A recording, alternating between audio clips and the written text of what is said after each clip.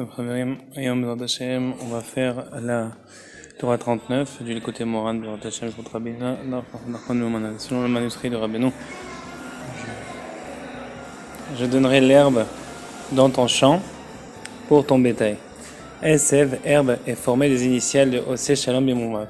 Il fait la paix dans ses hauteurs. Dans ton champ, Besadecha, au sens de Shidoud, retournement. 1. Et de brisure.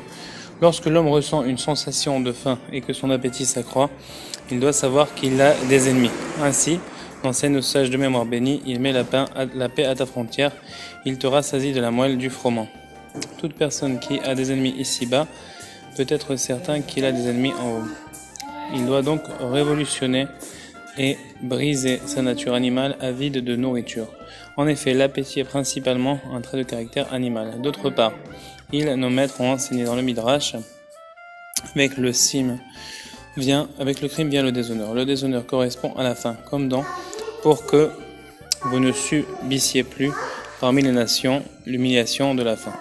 Il en découle donc que la controverse, c'est-à-dire les offenses subies par l'homme, provient de la dimension de la faim. Aussi, cette faim, c'est-à-dire la dimension de la controverse contre l'humiliation, est liée au prépuce. C'est ainsi qu'il est écrit, car il s'agit d'une offense pour nous, le fait d'être incirconcis. De plus, le prépuce équivaut aux 3 écorces qui entourent l'alliance de paix. Ainsi, lorsque l'on brise le prépuce, l'alliance de paix se révèle. Puis, lorsque la paix règne en bas, on connaît la paix en haut. Donc, pour que vous ne subissiez plus parmi les nations l'humiliation de la faim, il en découle donc que la controverse, c'est-à-dire les offenses subies par l'homme, provient de la dimension de la faim. Aussi, cette faim, c'est-à-dire la dimension de la controverse contre l'humiliation, est liée au prépuce. C'est ainsi qu'il est écrit, car il s'agit d'une offense pour nous, le fait d'être incirconcis. De plus, le prépuce équivaut aux 3 écorces qui entourent l'alliance de paix.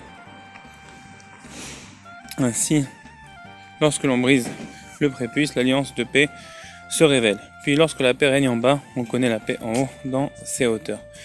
Enfin, lorsque la paix est instaurée en haut, une grande satiété se dévoile et s'accroît dans le monde, comme il est écrit au sujet de Yosef, lorsque les Égyptiens dans la famille lui demandèrent « Donne-nous de la semence et nous vivrons ». Autre explication, je donnerai l'herbe dans ton champ pour ton bétail. Il s'agit des enfants, comme il est écrit, tu verras s'accroître ta descendance comme l'herbe de la terre.